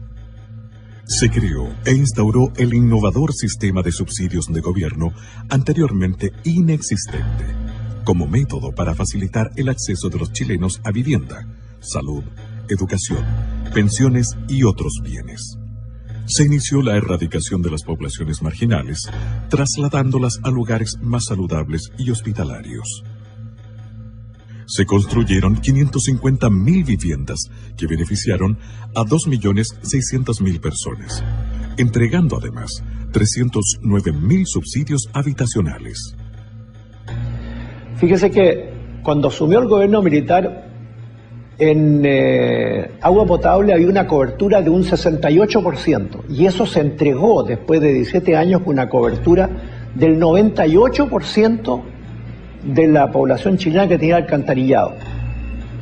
De agua potable, perdón. Y alcantarillado había recién un 35% de cobertura cuando asumió el gobierno militar, y se entregó con un 75%. Dispuso la construcción del embalse El Toro, las centrales hidroeléctricas de Colbún Machicura, e inauguró 2.875 plantas eléctricas, potenciando el desarrollo del país y mejorando los estándares de vida de cientos de pueblos y ciudades que tuvieron acceso a la electricidad. Bajo su presidencia se construyeron 2.155 kilómetros de caminos y 450 nuevos puentes. No conozco ninguno de los puentes que se hicieron durante nuestro gobierno que se hayan caído por algún problema, como también han sucedido últimamente. Impulsó, construyó y puso en marcha el Metro de Santiago, con 36 estaciones y 50 trenes. Creó la DIGEDER, hoy Chile Deportes, como un ente necesario para normar y estimular el deporte en todo Chile. Con cálida dedicación, apoyó a la primera dama, señora Lucía Iriart de Pinochet, en la exitosa creación del voluntariado femenino, cuya obra se mantiene vigente en todo el país para beneficio de los más débiles y desvalidos, y que ha contribuido a la valoración de las mujeres como importantes artífices en el desarrollo social, político y administrativo del país. En 1974, cumplió el compromiso que hicieran a la Virgen del Carmen los padres de la patria, el que por más de un siglo y medio estuvo pendiente, levantando en su honor el templo votivo de Maipú, en el sitio donde libró la batalla decisiva por la independencia de Chile. Yo creo que el gobierno militar sentó las bases para que se construyera un Chile moderno. Y yo creo que eso es lo más importante del gobierno militar. Además, durante este periodo, el gobierno chileno evitó 2 conflictos bélicos internacionales, una guerra con Perú y una guerra inminentemente con Argentina, sin ceder jamás ni un centímetro de territorio. Yo conociendo esto, ¿no es cierto?, sabiendo que venía un periodo crítico, reuní a las autoridades de Punta Arenas, y ahí me acuerdo bien claro que le dije que la guerra era lamentablemente inminente. Nosotros tuvimos, si mal no recuerdo, 3 o 4 meses en los canales del sur, con toda la inclemencia del tiempo, preparados para lo peor. Recuerdo perfectamente que el comandante del buque formó la dotación y fue con arenga. O sea, nosotros definitivamente zarpamos al combate. Era un buque, para ponerlo en palabras simples, un buque señuelo de misiles. O sea, era el buque que de alguna forma iba a atraer a los misiles de la escuadra enemiga, con la cual nos íbamos a encontrar a las 7 de la mañana. Así que la verdad, las posibilidades de sobrevivencia a ese buque eran bastante escasas. Sin embargo, cada uno cumplió exactamente con su deber y cada uno estaba en su puesto.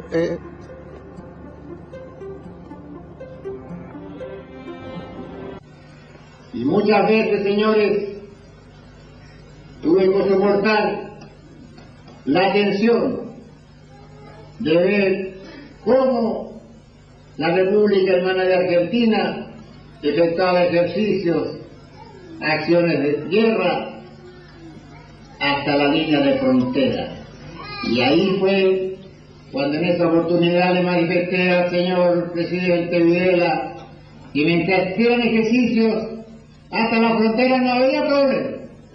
Pero ahí se pasaba la línea de frontera. Ahí se pasaba. Recibí esa orden que estaba escrita directamente de Pinochet y decía más o menos lo mismo.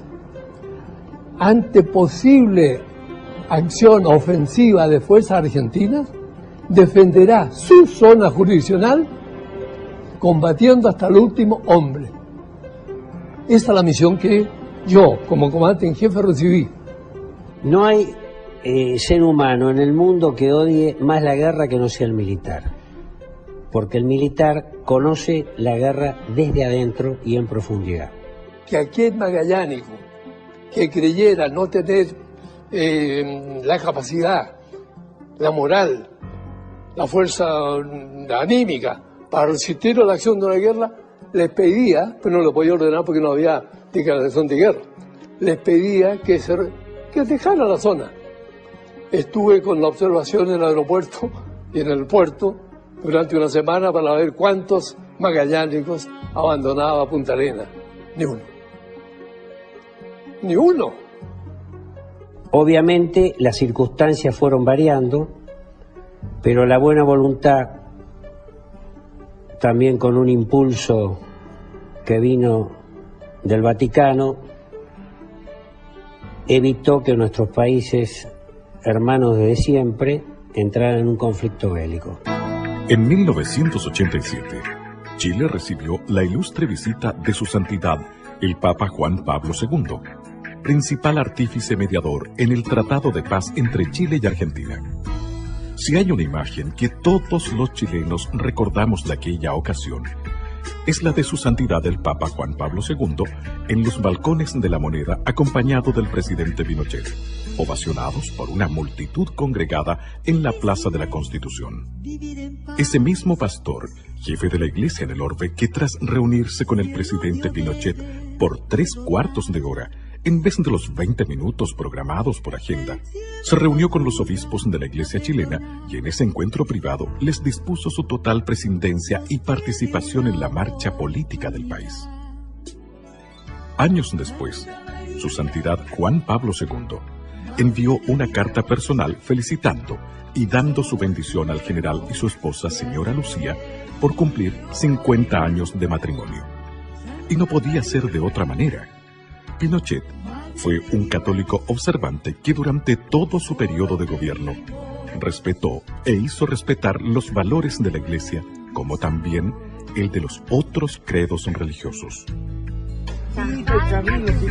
Oye, ¿te conviene que hayan caballos? Oye, mami, me dijiste que había motos. No, sí hay.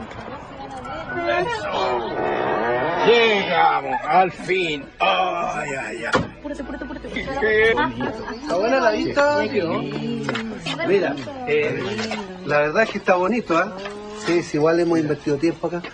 Mira este paisaje, Samuel, miren. Miren la maravilla, la panorámica. Mira. Y ese letrero dice Carretera Austral, Augusto Pinochet Ugarte. ¿Qué espectacular, te gusta? Una maravilla. Cientos de kilómetros de carretera que antes de Pinochet eran intransitables. Oye, Tata, Sí. ¿tú crees que después de todo esto la gente dejó de hablar mal de él? No, hijita. El dicho es que el mal nunca descansa. Entrega del país a los políticos. Venganza e inmortalidad. Tal como estaba establecido en la Constitución Política de la República, aprobada por los chilenos en 1980, el gobierno del presidente Pinochet llamó a un plebiscito en 1988 para conocer la voluntad ciudadana respecto a la continuidad del régimen o al traspaso del poder a la clase política. A querer un dictador fijarse plazo. En este momento, fíjate que estamos a un paso, me han nominado y estamos a un paso de llegar a efecto plebiscito. ¿Cuál es el ansia de poder que tengo yo? Una alianza circunstancial e instrumental de las fuerzas políticas adversarias, unidas a una campaña publicitaria nacional e internacional sin precedentes, inclinó la balanza hacia la entrega del país a los políticos. Que por sobre la contingencia está Chile y sus valores permanentes. En consecuencia, acatamos los resultados que el país ya conoce. Esa imagen, que yo cuando era senador también la viví, cuando el general Pinochet le entrega la banda presidencial a Elwin, ningún gobierno de facto que yo conozca ha hecho eso. Y eso no se ha resaltado convenientemente.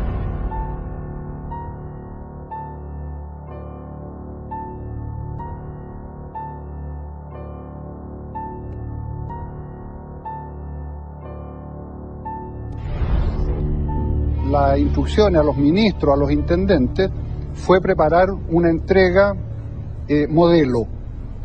Y así se hizo en cada una de las oficinas públicas, entregar totalmente transparentado lo que era en ese minuto el organismo fiscal. Se entregaba a una nación ordenada, fuerte y sólida, que ostentaba un 5% de cesantía y un 7% de crecimiento económico. Y en este momento se ingresa ya a la sala de plenarios, con lo cual se da inicio así a la solemne ceremonia en que el presidente de la República dará cuenta de su gestión de gobierno de estos 16 años.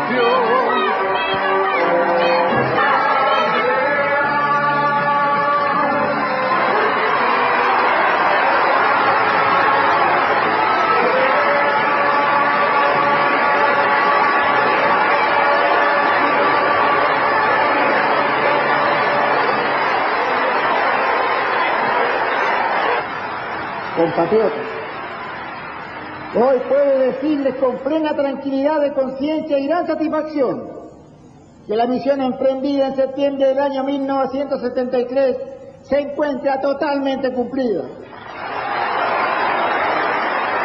Chilenas y chilenos, tengo fe en los chilenos y esperanza en su promisorio destino. La tengo porque en estos 16 años de trabajo conjunto hemos forjado una orden institucional cuya solidez y coherencia constituyen el fundamento más sólido para seguir avanzando hacia el pleno desarrollo. No olvidemos nunca que fuimos capaces de levantar a Chile de las ruinas y que hemos construido un país nuevo, moderno y pujante. En consecuencia, comprometámonos ahora y para siempre a no permitir jamás que nuestro país deje de ser esa patria orgullosa, soberana y libre que tanto amamos. ¡Viva Chile! El poder civil fue asumido por un gobierno de coalición o de concertación de partidos políticos, donde figuró la Democracia Cristiana, el Partido Radical, el Partido por la Democracia y el Partido Socialista. Patricio Elwin, su primer presidente, confirmó la institucionalidad vigente del gobierno militar al realizar solo algunos cambios superficiales, aunque prometió una transición negociada, justa y prudente.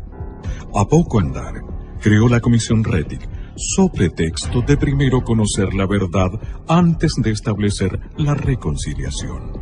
Porque en Chile no somos todos iguales. Aquí la ley, y sobre todo la ley penal, se aplica para un lado y no para el otro. Les quiero recordar, sobre todo a los jóvenes, y les quiero decir, porque es así, que la ley de amnistía, que es una ley vigente en Chile, se aplicó a más de 1.400 personas. Se aplicó, vale decir, 1.400 personas salieron en libertad. Ahí salieron la gran mayoría terroristas, delincuentes. Y cuando se trató de aplicar a militares y carabineros, el Poder Judicial negó esta condición y no la aplica. En nuestros días, dirigentes del Partido Comunista Chileno siguen afirmando que no descartan el empleo de la lucha armada. Don Patricio Elwin hizo uso de una facultad constitucional de aplicar un indulto. Y en lo que se refiere al personal militar que se encuentra procesado, que se encuentra condenado, y a alguno que ha muerto en la cárcel, se ha estimado por quienes tienen el poder político de no aplicar esta facultad que es discrecional del presidente de la República, o no legislar a este respecto. Olvidando la experiencia del asesinato de Pérez Sujovic, el presidente Elwin indultó a los terroristas que habían estado en este bando. Bajo su mandato, murió asesinado por estos terroristas el senador Jaime Guzmán. 4 años después, otro demócrata cristiano, Eduardo Frei Ruiz Tagle, inició el segundo gobierno de la Concertación. Buenos días, guardia. ¡Buenos días, mi general! Durante su periodo, el general Pinochet asumió como comandante en jefe del ejército, cargo que dejaría más tarde para integrarse al Senado de la República como senador vitalicio. Siendo un senador de la República y encontrándose de viaje por Europa, el general Pinochet fue detenido en Inglaterra e interrogado por sus tribunales. Él acudió allá con el fin de someterse a una operación quirúrgica, que fue muy exitosa.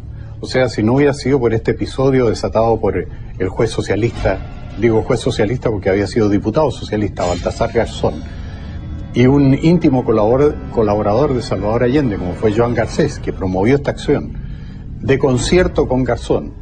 Entonces, ellos dos urdieron esto y enviaron un oficio al gobierno socialista inglés. Los laboristas gobernaban en Inglaterra en ese momento. Entonces fue una alianza política que en el fondo se tradujo en el secuestro del general Pinochet. El juicio mismo en Londres fue una cosa grotesca, ¿se fija? Porque tanto ustedes se acuerdan que se recusó un juez y se ganó esa recusación. Yo creo que eso fue una vergüenza mundial, un escándalo, realmente un escándalo. Y además en violación de toda la legislación conocida, porque el general Pinochet tenía inmunidad oficial. O sea, él como ex jefe del Estado y además con un pasaporte oficial del gobierno chileno no podía ser detenido. La noticia de su detención provocó gran revuelo mundial. Los medios de comunicación marxistas y socialdemócratas connotaron el hecho como un triunfo de la democracia. Y queremos decirle al juez Garzón que lo entienda muy bien. Chile ha sido, es y será siempre un país libre y un país soberano.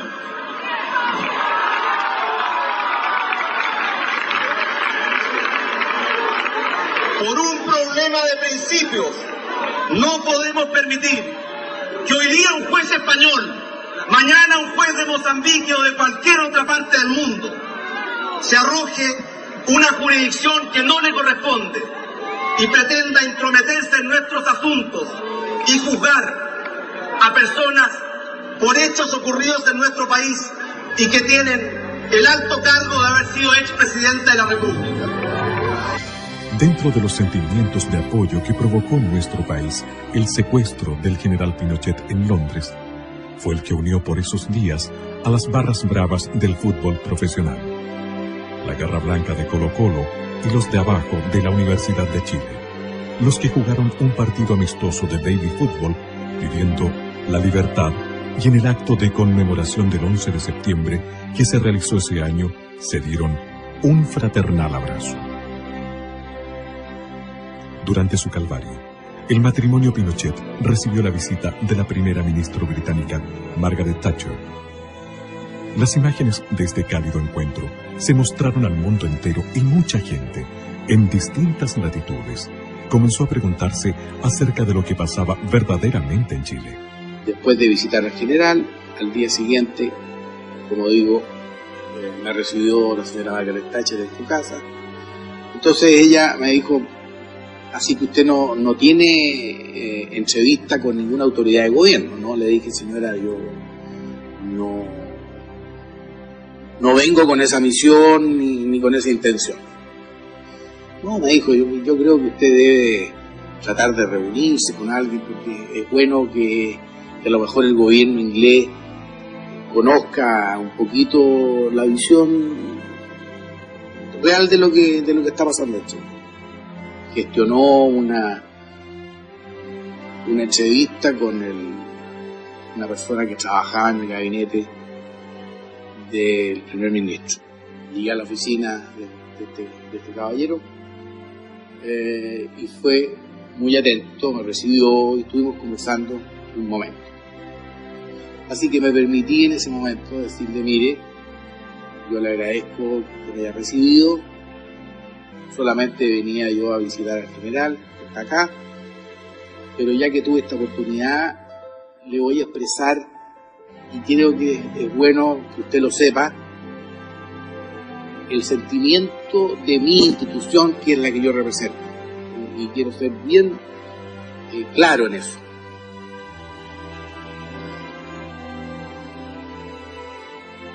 Nuestra institución nunca más va a confiar en Inglaterra. Lo de Londres fue terrible, pero fue algo inesperado, absolutamente, en el primer momento. Ahí lo vi triste, lo vi terriblemente. Mira, cada despedida era, para él sentía que se iba a morir en cada despedida cuando se... Creo que sintió una gran desilusión, pero y también temor que a lo mejor no muriera en su tierra. Estaba lejos de su patria, porque él no, para él morir lejos de su país, no mirando la cordillera, era una cosa horrorosa. También impactó la masiva presencia de connacionales que viajaron a darle su apoyo al general Pinochet, enfrentándose en las calles de Londres a una orquestada movilización internacional. Y teníamos que demostrar que él también tenía un gran apoyo, que él era muy querido en Chile. Y la verdad es que el grupo humano de gente que fue, estábamos todos muy compenetrados y muy con ganas de poder decirle a él y al mundo que efectivamente él no estaba solo. Y alguna vez lo vi comiendo una empanada chilena hecha por mí y llorando como hombre, llorando de emoción. Y justamente fue para el 18 de septiembre, donde cantamos el himno nacional y todos llorábamos de emoción y de pena de lo que estaba pasando con él, que lo pasó muy mal. Y la verdad que fueron momentos súper fuertes, ¿eh? Y la gente, incluso la gente que vivía allá, los chilenos, nos miraban y no podían creer, decían cómo había gente que había venido de tan lejos a demostrar su cariño por él. Cuando yo acompañaba a mi capitán general en Londres, cuando lo fui a cocinar, lo que le dolía a él eran los traidores. Porque me decía, Coquito, los comunistas siempre me odian, tienen derecho, pero los que me cargan son los traidores. Así que usted, si alguna vez le dio la mano y él se la dio con cariño, no puede traicionarlo, porque está traicionando a su país. Y eso me duele a todos los que tenemos buena memoria. Así que, ojo, porque la cuenta se pasa. Los políticos tienen que saber a dónde van. Y espero que conduzcan bien este país, porque lo veo bastante complicado. En diciembre de 1998, desde Londres, el general Pinochet envió a los chilenos una sentida carta. A través de sus párrafos, es posible avisorar la absoluta claridad que él tenía acerca de las razones y de los gestores de su detención. Impedido de regresar a mi país y viviendo la experiencia más dura e injusta de mi vida, expresaba la carta, quiero agradecer a mis compatriotas todas las nobles muestras de cariño y apoyo que me han dado. He sido objeto de una maquinación político-judicial, artera y cobarde, que no tiene ningún valor moral, mientras en este continente y específicamente en los países que me condenan mediante juicios espurios, el comunismo ha asesinado a muchos millones de seres humanos durante este siglo. A mí me persiguen por haberlo derrotado en Chile, salvando al país de una virtual guerra civil. Ello significó 3.000 muertos, de los cuales casi un tercio son uniformados y civiles, que cayeron víctimas del terrorismo extremista. Más adelante, aclaraba, si con mi sufrimiento se puede poner fin al odio que se ha sembrado en nuestro país, quiero decirles que estoy dispuesto a aceptar todos los designios del destino con la más absoluta confianza que Dios, en su infinito amor, sabrá hacer fecundo este sacrificio que le ofrezco para que triunfe la paz, y en el amanecer ya del nuevo siglo, sean los chilenos un pueblo unido y reconciliado como el que siempre soñé alcanzar a ver. Finalmente, Inglaterra dio cuenta a tiempo que su justicia no podía ser dirigida por un juez español que estaba gastando su presupuesto y prestigio y que ello no la llevaba a nada beneficioso. Era arbitrario, o sea, no tenían por qué tenerlo preso los ingleses.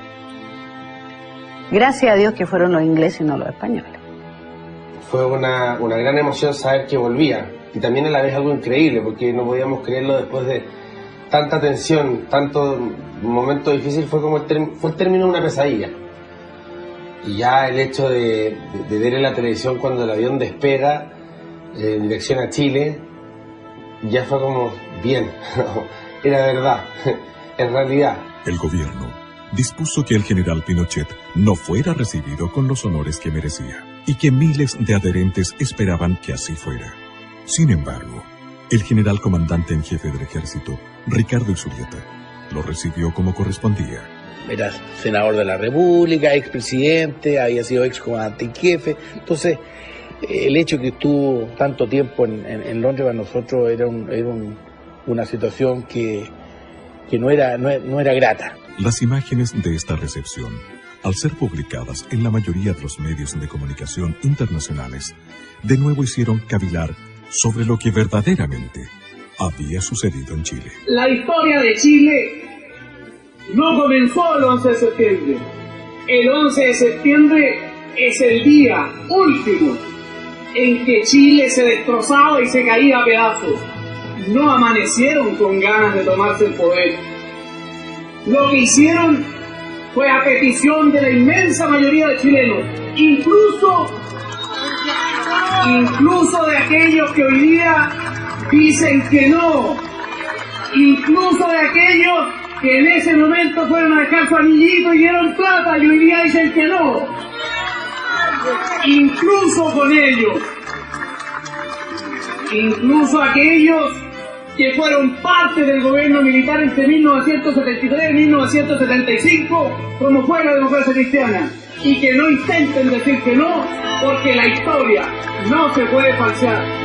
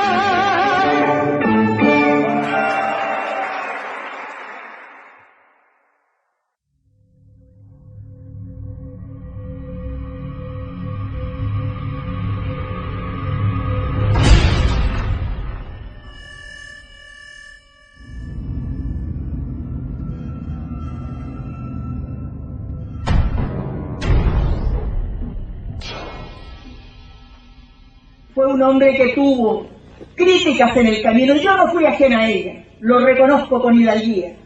Pero como se lo dije en privado, hoy día se lo repito en público. ¿Cuántas de mis críticas hoy día tengo que decirle, presidente, tenía usted la razón? Durante el gobierno de Eduardo Frei hijo, se modificaron los textos de educación y se estableció en ellos que la violencia en el país había sido iniciada solamente por los agentes del Estado, en tiempos del general Pinochet. El cambio en los textos de educación fue una clara demostración de querer borrar de la historia el periodo de guerra irregular que se mantuvo vigente por casi 30 años en Chile, con algunos momentos más álgidos y duros que otros. El presidente Eduardo Frei Ruiz-Tagle, lamentablemente, con la anuencia del mando militar, tratando quizás de dar señales de consenso reconciliador, estableció una mesa de diálogo, con lo que se judicializaron todas las causas militares. El perjuicio mayor fue para los militares que habían actuado directamente en la lucha contra la actividad terrorista.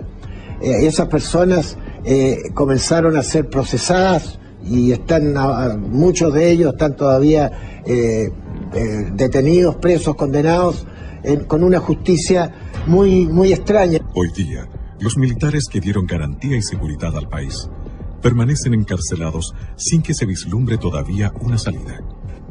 Evidentemente uno ve una acción insidiosa, porque acá uno escucha permanentemente la mitad de la campana, la mitad de la historia. Yo le dije al principio de esta entrevista que la verdad contada a medias termina siendo una vil mentira. Entonces, ¿por qué no juzgamos a la otra parte también? Yo no estoy diciendo, ningún camarada dice, no tenemos que ser sometidos a juicio, pero a juicios justos. Mire, yo no quiero entrar a juzgar a los jueces porque ellos es un poder del Estado que es independiente, pero me parece que con el tiempo va a haber una recapitulación aquí en la forma en que ha actuado la justicia, que creo que no ha sido la mejor. Mi opinión personal es que simplemente aquí se ha aplicado un doble criterio en lo que dice relación con la aplicación de tratados internacionales, pero ahí está la Corte Suprema, que hasta hace 10 años lo aplicó de una manera y ahora lo aplica de otra manera, con las mismas normas legales que estaban vigentes ahora y antes.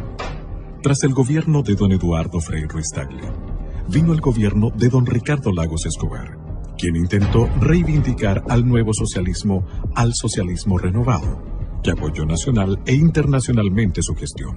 Su sucesora, la presidenta de la República, doña Michelle Bachelet Jeria, hizo recrudecer el trato a los presos políticos militares. Caracterizó su gobierno con una serie de cambios sociales.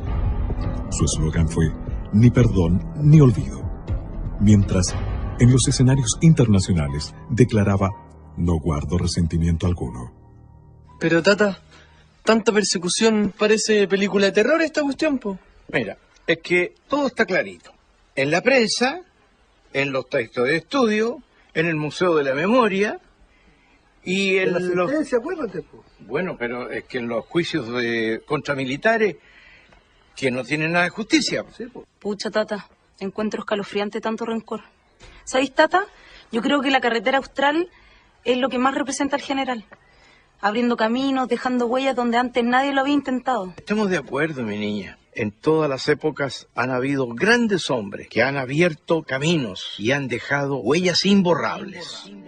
El 24 de diciembre del año 2006, semanas después del fallecimiento del general, la Fundación Augusto Pinochet dio a conocer una carta del exmandatario en la que, en uno de sus párrafos, se dirige especialmente a las nuevas generaciones, aclarando: Chile empezó a arder y se encajonaba sin escape. Objetivamente, en mi concepto, a tres posibilidades. Esto que lo entiendan las nuevas generaciones nacidas con posterioridad a la crisis. A una guerra civil sin cuartel, de ventana a ventana, con miles y miles de personas muertas, a la imposición de una dictadura llamada del proletariado ideológicamente marxista-leninista, con la pérdida total de libertad política y del Estado de Derecho, y a una reacción conjunta de civiles y militares para eliminar tajantemente las anteriores. Nadie discute que la inmensa mayoría de la población se inclinaba por esta última alternativa. En otro párrafo de esta carta, el general aborda de manera frontal el tema de las muertes y los desaparecidos. En muchas muertes habidas y en los desaparecidos de cuerpos, es muy posible que no se logre jamás un conocimiento acabado del cómo o por qué ocurrieron. No se puede descargar con simpleza la responsabilidad de un sinnúmero de extralimitaciones porque no hubo un plan institucional para ello. Los conflictos graves son así, fuentes de abusos y exageraciones. En los enfrentamientos habidos en la historia, el resultado en cuanto a pérdidas de vida y las deshumanizaciones son parte de su definición. Finalmente, la carta concluye con una exclamación que parece surgir desde el alma misma del general Pinochet. ¿Cómo quisiera que no hubiese sido necesaria la acción del 11 de septiembre de 1973? ¿Cómo hubiese deseado que el presidente Salvador Allende no hubiera incubado en su ideario el propósito de transformar a nuestra patria en una pieza más del tablero dictatorial marxista? Esta misiva, conocida en forma póstuma, no hace sino engrandecer la imagen de Augusto Pinochet, a juicio de algunos analistas internacionales, como lo menciona en su obra el escritor italiano Mario Spataro. El mundo, poco a poco, está comprendiendo y valorando la verdad de los hechos que acontecieron en Chile, y la imagen del general Pinochet está comenzando a tomar su real dimensión de estadista y patriota. También lo cree así Paul Johnson, destacado escritor e historiador inglés, que señala textualmente en su obra: la gente debe estar de acuerdo en diferir sobre los héroes. Yo admiro enormemente a Chile y su gente, y me preocupé cuando mi amigo Salvador Allende se hizo presidente y abrió el país a las hordas de radicales armados de todas partes del mundo. Así que aplaudí la toma del poder por parte del general Pinochet. Pero al evitar la transformación de Chile en un satélite comunista, el general se granjeó el furioso odio de la Unión Soviética. Pinochet sigue siendo un héroe para mí porque conozco los hechos. Pinochet es el hombre del destino, por su voluntad inquebrantable y por su obra gigantesca. Forjador en lo fundacional del régimen, conductor de la transición y realizador de la futura consolidación y de la entrada de Chile en una nueva era. Estas no son palabras, son sentimientos profundos. Pinochet, para la mujer chilena, es signo de seguridad. Pinochet, para la juventud chilena, es símbolo de realización cierta de sus esperanzas. Pinochet, para el país entero, es el hombre símbolo de la vocación de grandeza de Chile. Pinochet es el más grande estadista de este siglo. Muchas gracias. Quizás el acto revanchista menos honorable de parte de la coalición gobernante y de su presidenta en esos momentos fue aquella orden política dada al comandante en jefe del ejército, general Óscar Izurieta Ferrer, con motivo del fallecimiento del general Pinochet, de no hacerle funerales de jefe de Estado y que no tuviera cortejo público. Sin embargo, aquel encontró la solución al hacerlo en la escuela militar. Si lo único que le falta a este país, lamentablemente, es poderse dar la mano entre todos. Por eso cuando mi papá se murió, yo me acerqué donde la señora Blandot y le di la paz. No por un gesto de aparentar políticamente nada a favor ni en contra de nadie. Simplemente porque en una misa fúnebre donde mi padre había muerto, hice lo que me enseñó él, que las rencillas y las cosas se dejan de un lado. El mundo entero observó conmovido el adiós al general, preguntándose nuevamente qué había acontecido realmente en Chile. Yo, señores, estoy en la final de la vida. Ya la vida veo que se va terminando y el camino solo se va acabando. Pero siempre guardo para ustedes el cariño, el afecto, y sobre todo el amor hacia cada uno de ustedes. Les agradezco todo lo que me han invitado. No tendría palabras para decirles cuánto es mi alegría y cuánto es lo que yo recibo de ustedes. Hoy, cerca del final de mis días, quiero manifestar que no guardo rencor a nadie, que amo a mi patria por encima de todo y que asumo la responsabilidad política de todo lo que he obrado en la convicción que ello no tuvo otro norte que engrandecer a Chile y evitar su desintegración.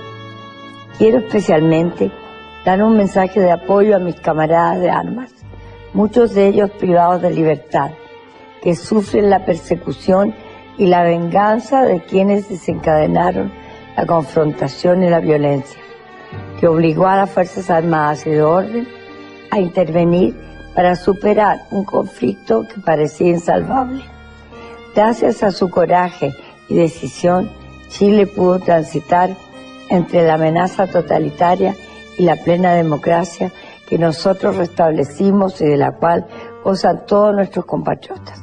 Reitero lo que he dicho siempre, yo asumo la plena responsabilidad política de lo sucedido. Tengo la certeza más absoluta de que el día de mañana, cuando cesen las pasiones y los resentimientos, la historia juzgará con objetividad nuestras tareas y reconocerá que la obra realizada colocó a Chile a la cabeza de las naciones de este continente.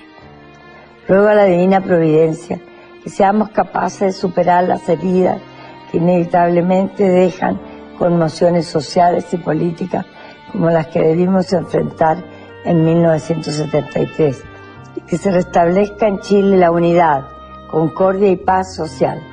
Solo así volveremos a ser grandes y sepultaremos el odio y el revanchismo.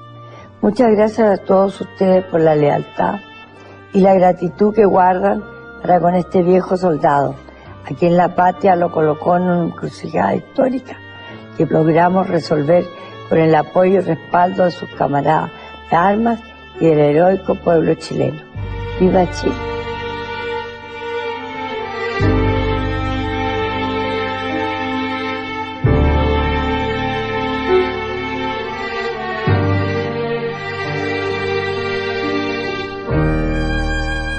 El 10 de diciembre del año 2006, a los 91 años de edad, tras 33 años de protagonismo en vida en la historia de Chile, el general Pinochet abandonó este mundo para situarse entre los inmortales de la patria.